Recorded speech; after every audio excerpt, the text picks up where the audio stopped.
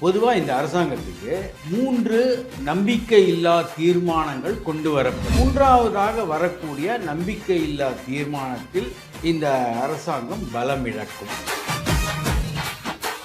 ஆச்சி மசாலா எந்த சமையலும் ருசி தேடும் ரகசியம் 20 ரூபாய்.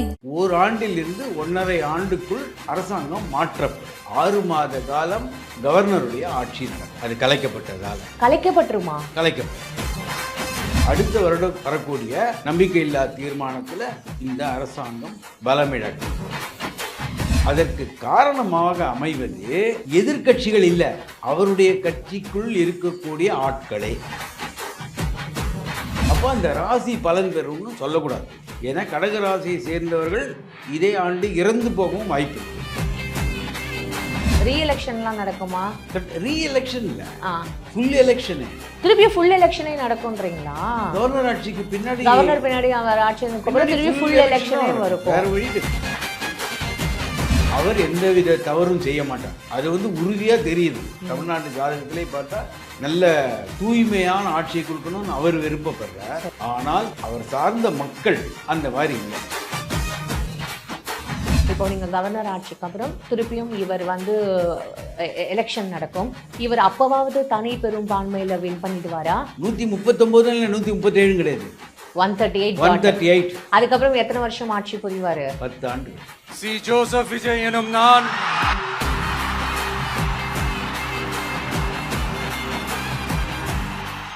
பக்தி கதைகள், பக்தி பாடல்கள் மற்றும் ஆன்மீக சொற்பொழிவுகள் மூலம் உங்கள் ஆன்மாவை தூய்மைப்படுத்துங்கள். இன்றைய ஆலய ஆப்பை டவுன்லோட் செய்யவும். ஆன்மீக கிளிட்ஸ் நேயர்கள் அனைவருக்கும் வணக்கம். இன்னைக்கு நம்மளோட ஜோதிடர் லால்குடி கோபாலகிருஷ்ணன் அவர் தான் இணைஞ்சிருக்காரு. அவர்கிட்ட இதுக்கு முன்னாடி அவர் நம்ம சேனலில் நிறைய இன்டர்வியூஸ் கொடுத்துருக்காரு. நீங்களும் தொடர்ந்து பார்த்துட்டு இருப்பீங்க. அவர் சொன்ன எல்லா விஷயங்களும் நடந்துட்டு தான் இருக்குது இல்லையா? அது நீங்களே விட்னஸ். ஏன்னா இதுக்கு முன்னாடி இருக்கிற வீடியோஸ் நீங்கள் பார்த்தீங்கனாலே உங்களுக்கு தெரியும். இன்றைக்கும் அவர்கிட்ட நிறைய விஷயங்கள் கேட்டு தெரிஞ்சுக்க போகிறோம். நிகழ்ச்சிக்கு போகலாம். சார் வணக்கம். வணக்கம். எப்படி சார் இருக்கீங்க? நல்லா இருக்கேன். Fine sir. நீங்கள் ஒரு நடிகர் தான் வருவார். அதுக்கப்புறம் ரொம்ப நாள் இந்த ஆட்சி நிலைக்காது நீடிக்காது அப்படின்ற ஒரு வார்த்தை சொன்னீங்க. So I want to take it from there, I want to continue from there. நீங்கள் அப்படி சொல்லியிருந்தீங்க. அதாவது இந்த ஆட்சி ஒரு நடிகர் தான் இது பண்ணுவார். பட் 2.5 வருஷம் மேலே இந்த கவர்மெண்ட் ஃபார்ம் ஆகாது. அதுக்கப்புறமும் இந்த கவர்மெண்ட் ஃபார்ம் ஆகும், அவரும் ஒரு நடிகராக தான் இருப்பாருன்ற மாதிரி சொன்னீங்க. அதை பற்றி இப்போ ஒரு கிளாரிஃபிகேஷன் கொடுக்க முடியுமா? ஏன்னா இப்போ நீங்கள் சொன்னது அது நடந்துருச்சு சார். நல்லது.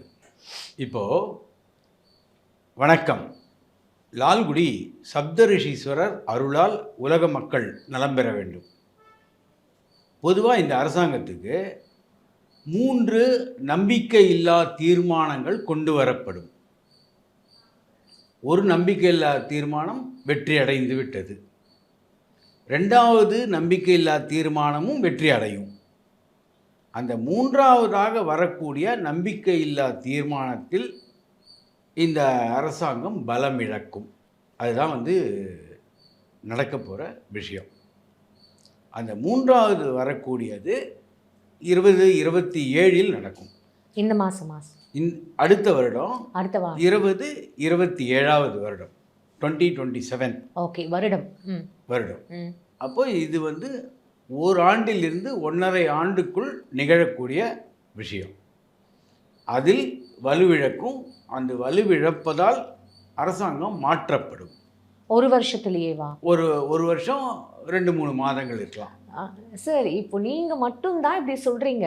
மற்ற எல்லா ஜோதிடர்களுமே அடுத்த 5 வருஷம் இல்லை 10 வருஷம் 15 வருஷம் சிஎம் யாராக இருப்பார்னா விஜய் தான் ஆட்சி பண்ணுவாங்கன்னு சொல்லிட்டு எல்லா வலைதளங்கள்லேயும் பேசப்படுற ஒரு பேச்சு பொருளாக இருக்குது. ஆனால் நீங்கள் மட்டும்தான் தொடர்ந்து இல்லை, இது மேக்ஸிமம் இப்போ 2 வருஷம்னு சொன்னீங்க, இப்போ 1.5 வருஷம் அப்படின்றீங்க. 1.5 வருஷம் தான் இந்த ஆட்சி இருக்கும்ன்றீங்களா? அதற்கு பிறகு 6 மாத காலம் கவர்னருடைய ஆட்சி நடக்கும். அது கலைக்கப்பட்டதால். கலைக்கப்பட்டுருமா? கலைக்கப்படும். அதாவது வலுவில்லைன்னா நம்பிக்கை தீர்மானம் கொண்டு தேவையான எண்ணிக்கையில் ஓட்டு இல்லைன்னா அந்த அரசாங்கம் வலுவிழக்கும். 6 மாசத்துல தானே அந்த ஃப்ளோர் டெஸ்ட் நடக்கும். திருப்பி 1 வருஷத்துலையும் நடக்கும். அதாவது 6 மாதத்திலிருந்து 1 வருடம் வரை நடத்த முடியாது. ஆனால் 6 மாதத்துக்கு பிறகு தாராளமாக நம்பிக்கையில்லா தீர்மானம் கொண்டு வரலாம்னு சட்டம் இருக்குது. அப்போது அடுத்த வருடம் வரக்கூடிய நம்பிக்கையில்லா தீர்மானத்தில் இந்த அரசாங்கம் பலமிழக்கும். ஓ இது வந்து நிகழ்ந்தே தீருவது. ஓகே. அதற்கு காரணமாக அமைவது ம் எதிர்க்கட்சிகள் இல்லை, ம். அவருடைய கட்சிக்குள் இருக்கக்கூடிய ஆட்களே. ஓ இப்போ இப்போ நடக்கிற இந்த ஆட்சியில் இருக்கிற அந்த கட்சி தொண்டர்கள், ஐ மீன் வேட்பாளர்களா? வேட்பாளர்களே பிரச்சனை வரும். காரணம், அனுபவம் இல்லாதவர்னாலும் ஆசை அதிகம் உள்ளவர்கள் இருப்பதாலும் அந்த பண்ணக்கூடிய சில தவறுகள் அவர் மேலே, முதல்வர் மேலே அதோடைய பழி சொல்லாக வந்து அமையும். இதுதான் வந்து நடக்க போகிற விஷயம். ஓகே. அது பொதுவாகவே இவர் வந்ததுக்கு காரணமே, நம்ம பொதுவாக என்ன சொல்லுவோம், பின்னால் இருந்து யாரோ இயக்குகிறார்கள்னு சொன்னோம். அதான் அது ஒரு அதிர்ஷ்டம் வந்ததுன்னா, உங்களுக்கு ஏதாவது ஒரு நல்ல திடீர் அதிர்ஷ்டம் வந்தால் உங்களை நாங்கள் எப்படி சொல்கிறோம், உங்களுக்கு லாட்ரி விழுந்துருதுன்னு சொல்கிறோம். அது மாதிரியான ஒரு அதிர்ஷ்டம் தான் இவருக்கு இப்போ வந்தது. பின்புலத்திலேருந்து இயக்குபவர்கள் யாருன்னு நீங்களே புரிஞ்சுக்கலாம். இல்ல இப்போ என்ன அப்படின்னா, அவர் கூடவே வந்து ஒரு ஆஸ்தான ஒரு ஜோதிடர் இருக்காரு. I know this is pure வந்து அஸ்ட்ராலஜி தான். இது வந்து பொலிட்டிக்கலி நான் இந்த கேள்விகள் கேட்கறதுக்கான காரணம் என்ன அப்படின்னா, இப்போ நம்மளோட ஆட்சி இந்த சிஎம் ஆகிறதுக்கு இன்னும் இது வந்து ஒரு பெரிய புரட்சி, 60 ஆண்டு காலத்தை வந்து பிரேக் பண்ணியிருக்கிற ஒரு விஷயம் அப்படின்னும் பொழுது, அஸ்ட்ராலஜியாக நம்ம வந்து என்ன நடக்கும் அப்படின்னு கேட்கும்போதே ரொம்ப ஒரு சுவாரஸ்யமாக இருக்குது. என்ன சார் அடுத்து, என்ன சார் நீங்கள் இப்படி சொல்கிறீங்க அப்படின்னு கேட்குற ஒரு மனநிலை தான் இன்னைக்கு எல்லாருமே இருக்கும். நீங்கள் வந்து இப்படி சொல்கிறீங்க, ஆனால் அவர் கூட இருக்கிற அந்த அஸ்ட்ராலஜர் 2029 இவர் பிஎம் ஆவார், அதுக்கப்புறம் வரக்கூடிய காலங்களில் அவர் உலக தலைவர் ஆகிறதுக்கான சான்சஸ் கூட இருக்குன்னு அவர் சொல்லிட்டு இருக்காரு. இன்னும் 5 வருஷம் இல்லை, 10 வருஷத்துக்கும் விஜய் அவர்கள் ஆட்சியை வந்து எதுவுமே பண்ண முடியாதுன்னு சொல்லிட்டு இருக்காரு. இதனால நீங்கள் பெரும்பான்மையை, அதாவது என்ன, நம்பிக்கையில்லா தீர்மானம் வரைக்கும்லாம் போறீங்களே, சரி அதுக்கப்புறம் என்ன ஆகும்? அதாவது, நான் கட்சி சாராதவன், எனக்கு எந்த கட்சியினாலும் அனுகூலம் தனிப்பட்ட முறையில் இல்லை. இப்போ நான் கட்சியுடைய ஜோதிடராக இருந்தால் அந்த கட்சி ஜெயிக்கும்னா நான் சொல்லணும். புரியுதா உங்களுக்கு? சரி. அப்போது என்னுடைய விஷயம், நான் எந்த கட்சியோடும் சேராதவன், எந்த கட்சியோட அனுகூலம் நான் பெறாதவன். அதனால நடுநிலைமையாக நான் சொல்கிறேன். இது வந்து எப்படின்னா, கிரகங்களுடைய சஞ்சாரங்கள். இப்போ ராகு வந்து கும்பத்தில் இருக்கார், மகரத்தில் அவர் திருவோணத்தை தாண்டும் போது அபிஜித்துன்னு ஒரு நட்சத்திரம் இருக்குது. பொதுவாக மக்கள் என்ன நினைப்பாங்கன்னா, 27 நட்சத்திரம் தானே நினைக்கிறாங்க. 28 நட்சத்திரம் உண்டு மொத்தம். எல்லாரும் 27 நட்சத்திரம்ன்றாங்க, ஆனால் 28 நட்சத்திரம் உண்டு. அதனை 28வது நட்சத்திரம். அந்த 28வது நட்சத்திரத்துக்கு பேர் அபிஜித்துன்னு பேர். அதாவது உத்திராடம் நட்சத்திரத்தின் கடைசி பாதமும் திருவோணத்தின் முதல் பாதமும் சேர்ந்த ஒரு நட்சத்திரத்துக்கு பேர் அபிஜித்துன்னு பேர். இந்த அபிஜித்துக்கு பேர் தான் சபரிமலை ஐயப்பன். ஓகே. அதுதான் வந்து மகர ஜோதி என்று கொண்டாடப்படுகிறது. இப்போ அவர் கடகராசின்னு சொல்கிறது, பூச நட்சத்திரம் அப்படின்னு சொல்கிறாங்க, நீச்சிபங்க ராஜயோகம்னு சொல்லப்படுது. மோடி அவர்களுக்கும் இருக்கிற இதான் நீச்சிபங்க ராஜயோகம் தான் விஜய் அவர்களுக்கும் இருக்குன்னு சொல்லப்படுது. அப்படி இருக்கும்போது இப்போ நீங்கள் திடீர்னு வந்து கடகராசிக்கு இப்போ நல்லா தானே இருக்குது டைமு, பூச நட்சத்திரம், நீச்சிபங்க ராஜயோகம்னு இவ்வளோ க்ரைட்டீரியாஸ் இருக்கும்போது 1.5 வருஷத்து இந்த மாதிரி ஆட்சி கவிழும் அப்படின்னு சொல்கிறது. அதாவது பொதுவாக ராசிகளை வைத்து சொல்வதே தவறு. எப்படின்னா, கடக ராசியில் தொண்டைமான்லேருந்து தோட்டி வரைக்கும் அந்த ராசியில் இருப்பாங்க. அப்போ அந்த ராசி பலன் பெறும்னு சொல்லக்கூடாது. ஏன்னா கடகராசியை சேர்ந்தவர்கள் இதே ஆண்டு இறந்து போகவும் வாய்ப்பு இருக்குது, இதே ஆண்டு பெரிய பதவிகளை அடையவும் வாய்ப்பு இருக்குது. அதற்கு காரணம் என்னென்னா, லக்னத்தை வைத்து தான் கண்டுபிடிக்கணும். லக்னத்திலையும் லக்னத்துடைய டிகிரி எந்த டிகிரியில் இருக்கிறது. ஒரு சின்ன உதாரணம், இரட்டை குழந்தைகள் 1.5 நிமிட வித்தியாசத்தில் பிறக்கிறாங்க, ஆனால் 2 பேருடைய வாழ்க்கையும் ஒரே மாதிரி அமைவதில்லை. இதுதான் வந்து யதார்த்தம். அப்போது பொதுவாக கடக லக்னமோ கடக ராசின்னு சொல்லுவது அவ்வளவு சரியான அணுகுமுறை இல்லை. சரி, அப்போ அந்த 1.5 வருஷம் கழிச்சு எந்த கட்சி ஆட்சிக்கு வரும்ன்றதெல்லாம் கணிச்சு வச்சிட்டிங்களா? 1.5 வருஷம் கழித்து கவர்னர் ஆட்சி வரும். அதான் அந்த அபிஜித் பீரியடு. அபிஜித் என்றாலே நடுநிலைமையான ஒருவர். நடுநிலைமையான ஒருவர்னா அவர் தான். சரி, அது 6 மாதம் நீடிக்கும். 6 மாதம். அதற்கு பிறகு ஒரு நடிகர் மறுபடியும் புது பலத்தோட சில சீர்திருத்தங்களை செய்துவிட்டு வருவார். அதுவும் இவரே தானா? சீர்திருத்தங்களை செய்வார். அதாவது இனி அவர் எடுக்கக்கூடிய வேட்பாளர்கள் அனுபவம் ஓரளவுக்கு உள்ளவர்களாக எடுப்பார். இந்த முறை பார்த்திங்கன்னா ஒரு ஒரு பாதி அளவுக்கு புதியவர்கள், அவர்களுக்கு அந்த அனுபவம், அரசியல் அனுபவமே கிடையாது. அதனால் சில தவறுகள் நடக்கும். சரி, ஓகே. காரணம், அந்த வேட்பாளர்களை சூழ்ந்திருக்கக்கூடிய நண்பர்களால் அவர் இயக்கப்படுவார், அந்த வேட்பாளர் இயக்கப்படுவார். அதனால் சில தவறுகள் நடக்கும். இல்ல எந்த வேட்பாளர்னு சொல்ல முடியுமா? ஜாதகத்துல அது சொல்ல முடியுமா? இல்ல அப்படி சொல்ல இல்ல எந்த ஏரியா, எந்த டிஸ்ட்ரிக்ட்ன்றதெல்லாம் சொல்ல முடியும்? அது சொல்லக்கூடாது. அதாவது சில வேட்பாளர்களால் சில தவறுகள் நடக்கும். அனுபவம் இல்லாது ஆசை அதிகமா இருக்கு. எந்த துறைன்னு சொல்ல முடியுமா? எந்த துறை, எந்த வந்து மினிஸ்ட்ரி அப்படின்றது சொல்ல முடியும்? அதாவது நடக்க போற பிரச்சனை வந்து பொதுப்பணித்துறையில் நடக்கும். ஓகே. ஆனால் பொதுப்பணித்துறைனா அதோடைய தலைமையில் மற்ற அங்கத்தினர்களால் சில விஷயங்கள், தவறுகள் நடந்து அதனால் அந்த பழி வந்து அரசாங்கத்தை சேரும். ஓகே. ஸோ 6 மாதம் வந்து கவர்னர் ஆட்சி, அதுக்கப்புறம் திருப்பியும் இவரே வந்துருவாரு அப்படின்றதான் சொல்றீங்க. நல்ல அதற்கு பிறகு நல்ல வேட்பாளர்களை தேர்ந்தெடு. சார், பொதுப்பணித்துறைன்னு நீங்கள் சொல்கிறீங்க. பொதுப்பணித்துறையில் இப்போது நம்பிக்கைக்குரிய ஒரு பர்சன் தான் வந்து, அனுபவமிக்க ஒரு பர்சன் தான் வந்து இருக்கார். அவரே இந்த தவறை செய்வாருன்னு நீங்கள் நினைக்கிறீங்களா? அவர் என்று அர்த்தம் கிடையாது. வேறு வேட்பாளர்களால், அதாவது எம்எல்ஏக்களா சிலவர்களால் அனுபவம் குறைவாக இருக்கிறதுனால சில தவறுகள் நடக்கும். ஓகே. அவர்களுக்கு அனுபவம் குறைவு, அதனால் தவறு நடக்கும். அதனால பதவி ஆட்சிக்கு பிரச்சனை இல்லை. சரி, ஆட்சிக்கு பிரச்சனை எல்லாரும் சேர்ந்தது. இந்த அனுபவம் இல்லாத தன்மையும் ஒரு காரணம். சில எதிர்க்கட்சிகளும் அவரை வீழ்த்த வேண்டும் என்று ஆசைப்படுகிறார்கள். ஸோ எல்லாரும் சேர்ந்து சில பேர் வந்து எதிர்க்கட்சிகள் தூண்டுதலால் இதில் பிரச்சனையை, கலவரத்தை உண்டாக்குவார், கலகத்தை உண்டாக்குவார். ரீஎலெக்ஷன் நடக்குமா? ரீஎலெக்ஷன்லாம் நடக்குமா? ரீஎலெக்ஷன் இல்லை, ஃபுல் எலெக்ஷனு. திருப்பி ஃபுல் எலெக்ஷனே நடக்கும்ன்றீங்களா? கவர்னர் ஆட்சிக்கு பின்னாடி, கவர்னர் பின்னாடி அவர் ஆட்சி திருப்பி ஃபுல் எலெக்ஷனே வரும். வேற வழி கிடையாது. இது எந்த இயர் சொல்றீங்க? 2027 உடைய எண்ட்ல ஃபுல் எலெக்ஷன், 28 உடைய பிகினிங் ஃபுல் எலெக்ஷன் திருப்பியும் நடக்கும். திருப்பியும் இந்த உலகமே தமிழ்நாடு திரும்பி பார்க்க போகுது. சந்தேகமே கிடையாது. இதில் எந்த விதமான சந்தேகமும் கிடையாது. காரணம், போன வாட்டி நம்ம சொன்னோம், ஒரு 2 தொகுதியில் மறு தேர்தல் வரும்னு நம்ம சொன்னோம். ஒன்று அவர் இவர் இருந்த திருச்சி, இது இன்னொன்று விக்கிரவாண்டியோ ஏதோ வேற ஒரு இடத்திலும் இன்னொரு தேர்தல் வரப்போகுது, மறு தேர்தல். இது நடக்க போகிற விஷயம் இல்லை. இன்னொன்று நீங்கள் சொன்னீங்க யாருக்குமே பெரும்பான்மை கிடைக்காது அப்படின்னு சொன்னீங்க, கூட்டணி ஆட்சின்ற மாதிரி தான் அமையும்னு சொன்னீங்க. அதெல்லாம் நடந்திருக்கு. இப்போ என்ன அப்படின்னா திருப்பியும் அதே மாதிரி பெண்கள் அதிக பேர் வருவான்னு சொல்லி, ஆமாம், இந்த வாட்டி ஒரு 25 பேரும் இருக்காங்க.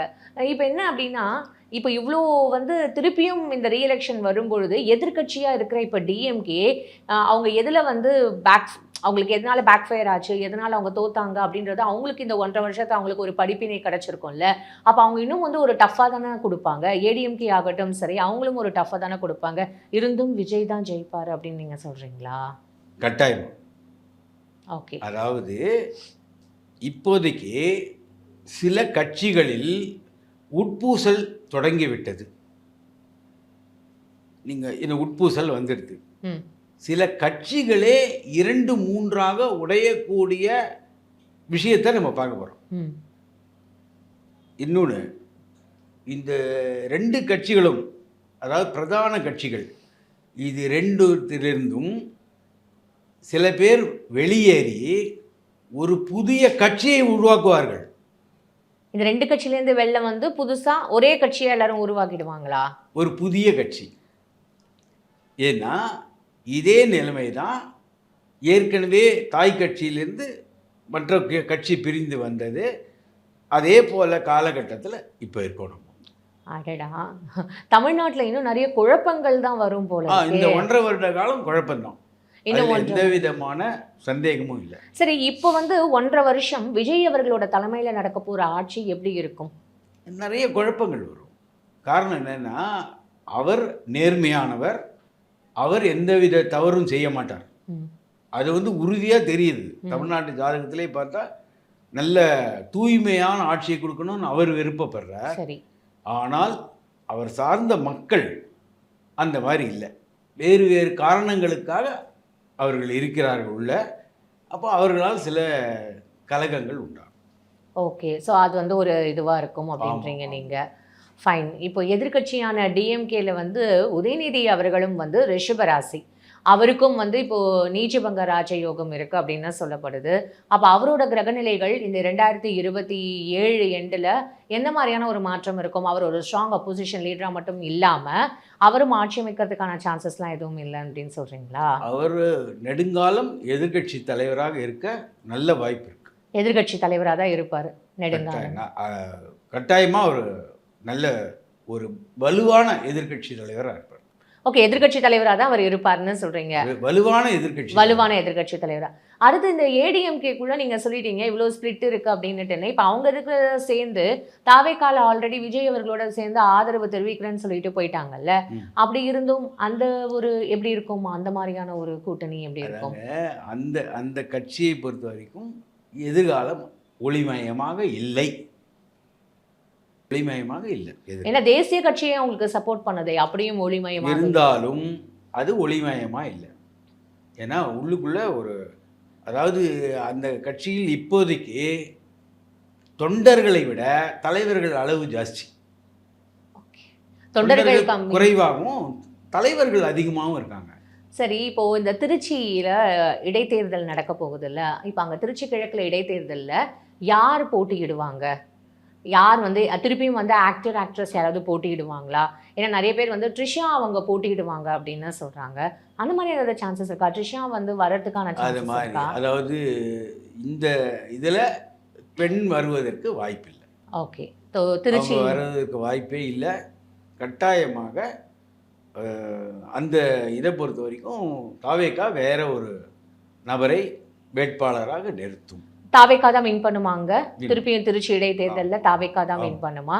அதில் ஒன்றும் சந்தேகமே கிடையாது. Fine, okay. அப்புறம் அவர் வந்து ஏன் இந்த திருச்செந்தூர்லாம் போயிட்டு வந்தார்ல, இந்த கருப்பு கயிறு இந்த ரெட்டு கயிறு அப்புறம் இந்த இதெல்லாம் கருப்பு மையெல்லாம் வச்சுட்டு வர்றாரு. அதை பற்றி நிறைய விஷயங்கள் சொல்லப்படுது. அதெல்லாம் உங்களுக்கு ஏதாவது தெரியுமா? அது அவர்களுடைய நம்பிக்கை சார்ந்த விஷயம். அதாவது விதியே அப்படி தான் இருந்ததுன்னா நீங்கள் கோவிலுக்கு போனாலும் போகலைனாலும் வெற்றி பெறுவீர்கள். காரணம் என்னன்னா ராகுவுடைய அதாவது பலம் அதிகம். அதனால இவர் ஒரு தலைவராக வந்து விட்டார். விஜய் அவர்களோட உங்களுக்கு தெரியுமா அவரோட கட்டம் அதெல்லாம் நீங்க பார்த்துருக்கீங்க? அந்த கட்டத்தை பற்றி பேசவே கூடாதுன்னு இல்லை, போன வாட்டியே நான் சொன்னேன். எப்படின்னா இவர்கள் இப்போ இந்த நோட் பண்ணி எடுத்துகிட்டு வந்திருக்காங்க இல்லையா ஜாதகத்தை, இவர்கள் யாராவது பிரசவ அறைக்கு வெளியில் இருந்தார்களா? கிடையாது. அந்த நேரம் சரியான நேரமா என்பதே யாருக்கும் தெரியாது. ஒன்று. ரெண்டாவது, ஒரு நிமிடம் வித்தியாசம் வந்தால் கூட வாழ்க்கை மாறிடும். மொத்தம் எல்லாமே சேஞ்ச் ஆகிடும். எல்லாம் மாறிடும். ஒரு உதாரணம் சொல்கிறேன். ஒரு அரசர் வராகமிகிரர்னு ஒரு பெரிய ஜோதிடர் அவரை போய் கேட்குறாரு, நான் பிறந்த அதே அரண்மனையில் பணியாளுடைய குழந்தையும் பிறந்தது அதே நேரத்தில். அப்போது நான் ஏன் ராஜாவானேன், பணியாளுடைய மகன் ஏன் இந்த மாதிரி சேவகம் செய்கிறான்னு கேட்குறாரு. கரெக்டு. அப்போது வராகமிகிரர் சொன்ன ஒரே பதில், நீ முடி வைக்கும் போது பிறந்தாய், அவன் முடி எடுக்கும் போது பிறந்தான்ட்டு. அதாவது அர்த்தம் என்னென்னா, பெருமாள் கோயிலெலாம் போயிருக்கீங்களா, சட்டாரின்னு ஒன்று வைப்பாங்க. ஆமாம். எவ்வளோ நேரம் வைப்பாங்க? ஒரு செகண்ட். அப்போது அந்த சடாரி வைக்கக்கூடிய நேரத்தில் பிறந்தவன் அரசன். அந்த சடாரியை வச்சுட்டு எடுத்துருவாங்க வெளியில். அப்போ அந்த நேரத்தில் பிறந்தவன் அந்த வேலையாளுடைய பையன். அப்போ எவ்வளவு நேரத்தில் வித்தியாசத்தில் ஒரு ஆள் அரசராகிறான், ஒரு ஆள் வேலைக்காரருடைய மகனாக பிறக்கிறான். அவ்வளவு நுணுக்கமாக பார்த்தா தான் ஜோதிடம். இப்போ நீங்க எதை வச்சு கணிக்கிறீங்க? உங்ககிட்ட நீங்க விஜய் அவர்களோட எதுவும் இல்லை அப்படின்னு தான் சொல்லிட்டீங்க. அப்போ நீங்க இப்போ கணிக்கிற இந்த ஒரு விஷயம் எதை வச்சு நீங்க கணிச்சு இதெல்லாம் சொல்லிட்டு இருக்கீங்க? தமிழ்நாட்டு ஜாதகம்னு ஒன்று இருக்கு. அந்த தமிழ்நாட்டு ஜாதகம் தனுசை லக்னமாக கொண்டது. அந்த தனுசு லக்னத்துக்கு எந்தெந்த கிரகங்கள் எப்படி அனுகூலம் செய்கிறதுன்னு பார்க்குறோம். உபஜயஸ்தானம்னு ஒரு கணக்கு இருக்கு. அதில் உபஜயஸ்தானம் வெற்றி அடையக்கூடிய இடங்கள்னு பேர். அந்த உபஜயஸ்தானத்தில் 3ஆம் இடம் மிக மிக முக்கியம். அதாவது அதுதான் வந்து இளைய சகோதரம்னு சொல்கிறது. அதனால தான் நம்ம தம்பியுடையான் படைக்கு அஞ்சான்னு வார்த்தையே வந்தது. அப்போ அந்த 3ஆம் இடத்தில் ராகு இருக்கான். அந்த ராகு 3ஆம் இடத்தில் இருந்தால் அவன் தான் ஜெயிக்க போகிறான், வெற்றி பெறுவான்னு தெரியுது. அப்போ ராகு என்றால் என்னன்னா, மதம் மாற்றம் செய்தவர், மதம் மாற்றம் அடைந்தவர். இப்போது நம்ம வேட்பாளர்கள் எல்லாரையும் யார் முதலமைச்சர் வேட்பாளர் நம்மளுக்கு தெரியும். இதில் மதம் மாற்றம் அடைந்தவர் யார், இதை நம்ம கணக்கு பண்ணுறோம். சரி. கலைத்துறையை சேர்ந்தவர் யார் கணக்கு பண்ணிடுறோம். இளைய சகோதரம்னு சொல்லும்போது இருப்பதிலேயே வயது குறைவாக உள்ளவர் யாருன்னு கணக்கு. இதை பார்த்தாலே தெரிஞ்சு போயிடுமே விஜய் தான் அப்படின்னு. ஆமாம், நீங்கள் இந்த கேட்டகரியெல்லாம் பிரித்து பாருங்க. இளையவர், கலைத்துறையை சேர்ந்தவர், ரெண்டாவது மதம் மாறி வேறு மதத்துக்கு சென்றவர். அப்போ எல்லாத்தையும் கணக்கு போட்டு பார்த்தா அதான் வருது. ஓகே. ரெண்டாவது அது வந்து கும்பராசியாக இருப்பதால் தேர்தல்னு சொல்கிறோம். ரெண்டாவது ராகுன்றது வந்ததுனால மேக்னிஃபைடுன்னு பேர், பிரம்மாண்டம்னு பேர். அல்லது வெறித்தனமான அதாவது வாக்காளர்களை உடையவர். அதாவது ஒரு உணர்ச்சி பூர்வமான, அப்படி வச்சுக்கலாம், உணர்ச்சி பூர்வமான ஒரு வெற்றி பெறுவார். அப்போ இதில் யார் உணர்ச்சி பூர்வமாக வெற்றி பெறுவார்கள்? அதான் இதெல்லாம் வச்சு கணக்கு பண்ணினாலே சாதாரணமாக பார்த்துட்டு போயிடலாம். கடைசியாக ஒரு கேள்வி. இப்போ நீங்கள் கவர்னர் ஆட்சிக்கு அப்புறம் திருப்பியும் இவர் வந்து எலெக்ஷன் நடக்கும், இவர் அப்போவாவது தனி பெரும்பான்மையில் வின் பண்ணிடுவாரா? அதாவது தெளிவாகவே சொல்லுகிறேன், அவருக்கு எவ்வளவு சீட்டு வரும்னு நான் சொல்லட்டுமா? சொல்லுங்க.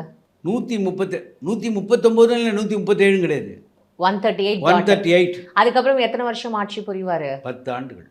அவர் தான் 2-5 அசைச்சிக்கவே முடியாது அப்படின்னு சொல்றீங்க. அப்போ அந்த ஆட்சி செய்யும்போது அவருக்கு உறுதுணையாக நல்ல மனிதர் ஒருவர் அவருக்கு ஆலோசகராக அமைவார். ஆனால் அவர் இப்போ இல்லை. இங்கே தமிழ்நாடா இல்லை வேற ஏதாவது? தமிழ்நாடு ஒரு புதுமுகம், இதுவரை நம்ம வந்து தெரியாது, கட்சியில் பார்க்கல, இதுவரைக்கும் அவர் கட்சியிலையும் இல்லை. ஆனால் ஒரு நல்ல ஆலோசகராக வந்து சேருவார். ஓகே. அந்த ஆலோசகர் வந்தவுடனே மற்ற இந்த தவறு செய்யக்கூடியவர்கள் விலக்கப்படுவார்கள்.